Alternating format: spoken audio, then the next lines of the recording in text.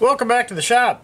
It's been a while since I've been out here tinkering around, but today I've found a little time, made a little time to get out here, and what I'm going to work on is a pocket knife. And I've often repeated what I've heard scoutcrafters say, and that's that, you know, quality tools are easy to restore or easy to repair, and sometimes when you find yourself working on a tool or project or machine or whatever it is, and if it's fighting you, you know, sometimes that whatever it is that you're working on is not necessarily, you know, made to be repaired. It's a disposable item, you know, something that you use once and just discard. And I'm not exactly sure how to classify what I think is probably the tool that I use the most, you know, bar none.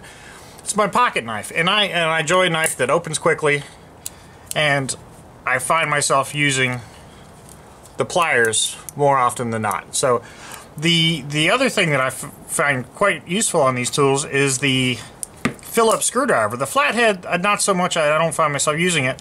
However, on this particular model, it has what looks like a horrible screwdriver because of its thin profile, but it's remarkable. It is an excellent Phillips screwdriver. I would say it's equivalent to a number 2, but it is outstanding. The problem with this one is that the mechanism is broken here, and it just fell out. I'm not exactly sure what goes in there, but that sort of frustrated me, so I quit carrying this one and I bought another one. And prior to this, I had this exact color model, and I carried it for 6 years, and I finally broke the clip on it. That's why I retired that one, got this new one, and then the other day it was completely my fault. I broke the jaw off of this one. So what I'm going to try to do today is repair this tool. So I guess what, you know, my thesis for this is that you know, good tools can be repaired. I think this is a practical tool. It will be interesting to see if I'm capable, if I'm able to get in there and swap pieces out and fix this. So probably not the most interesting, you know, video in the world, but for me it'll be a fun exercise, and then and I don't really weigh in on knives too much. I just know that I've tried other models, and I've had another Gerber that was quite nice, but I lost it and it was $80, so I felt bad about that. These are $30, $35, something like that. And then I just bought this other Gerber the other day because it had good reviews on Amazon, but however, I hate it. I just don't. There's nothing about this that I like. It is bulky. It has a crappy knife on it. The Phillips is sort of ungainly, and no, it's nothing. Anyway, I don't want to talk about it. So I'm going to get to working on this, and we will see if I have any luck, because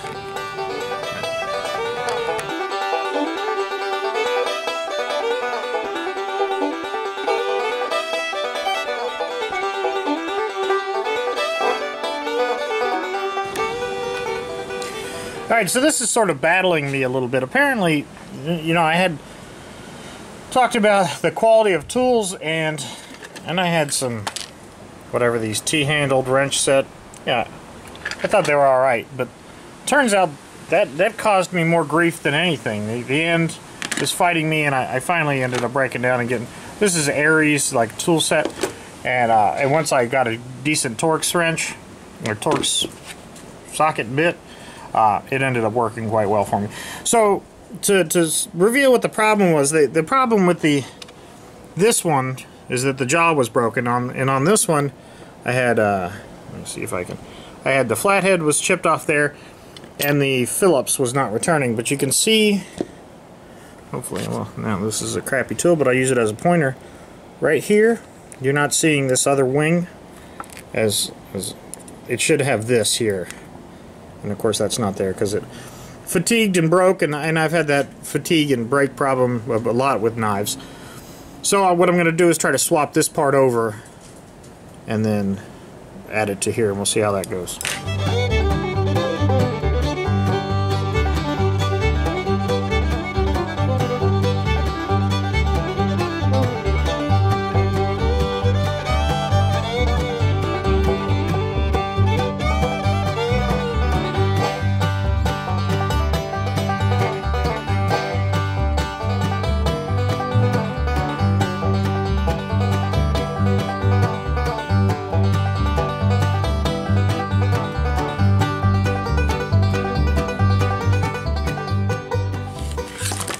success. I was able to get this back together and get the Phillips in there locked, and the same thing with the flathead. So this knife is back in operation. There is a little bit of an issue with the way that this tab was bent down. Apparently I had caught it or did something to it long ago, but I'll have to. Anyway, it's much better than it was. It's not 100% perfect, but it doesn't flop around like it used to. So that's good enough. And the rest of the tool, what I found with it is that they use some really good Loctite. I had some just off-brand thread lock, whatever this stuff is, semi-permanent, that I put on here. But I was completely unable to move these with the cheapo. You can see, well, anyway, the white is the Loctite on there. Unable to move it until I put a little bit of heat on it, and then they freed right up. And I was unsuccessful with the cheapo T-wrenches, but then these, I've been very happy with the Aries products on Amazon. They're not cheap, but they're inexpensive, I guess, if that makes any sense. So going back to the beginning part where I talked about, cheap tools or quality built tools, I should say. There's certain design features that are great, but not durable. With these locking mechanisms, when the blade, to unlock this blade, you of course press this to the side, and that's very common. The old school lock blades, you'd have the button in the back, and I'm not the knife guy that I used to be, so I don't have 50 knives laying around. But anyway, you press on this, and what happens is that just goes back and forth ever so slightly, thousands and thousands of times over the years. And with things like copper and stainless steel, and pretty much any metal, if you bend it back and forth, it's gonna work harden and become brittle and break. And I think that's what happened. I think that all knives are subject to that same relief or same stresses, and this gets bent back and forth, and invariably fails. So, good, bad, or indifferent, it's just a weak point in designs like these. And this particular design, I would not call this a quality tool. It's very useful, but not quality tool, because what they do is they sort of pinch weld.